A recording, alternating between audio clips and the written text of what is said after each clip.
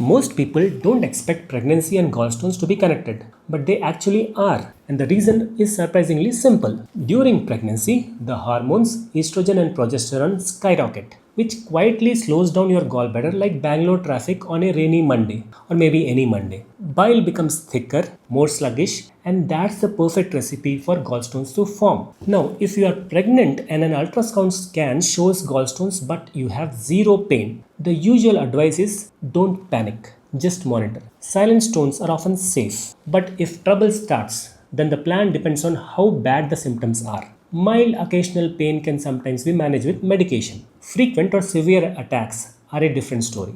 In those cases, laparoscopic removal of the gallbladder is recommended, usually in the second trimester. Simply put, one should never ignore symptoms because they usually come before complications develop, and complications can be difficult to manage during pregnancy. In pregnancy, every treatment decision has to consider both mother and baby, medication safety, timing of surgery, and the risk of preterm labor. The disease is similar, but the management becomes more thoughtful and cautious. Now, what if you are not pregnant yet, but your ultrasound already shows gallstones? Most women don't need surgery before pregnancy. The usual plan is monitor, optimize diet and lifestyle, avoid crash diets, stay hydrated, eat regular low fat meals, and have a clear plan in case symptoms appear during pregnancy. But if the pregnancy is medically or emotionally high stakes, like IVF, advanced age of mother, or a prior history of pregnancy loss, doctors may consider removing the gallbladder before you conceive. Not because the stones are dangerous by default, but because a gallbladder emergency during a precious pregnancy can be far more stressful. Finally, if you have had repeated pain attacks or complications before,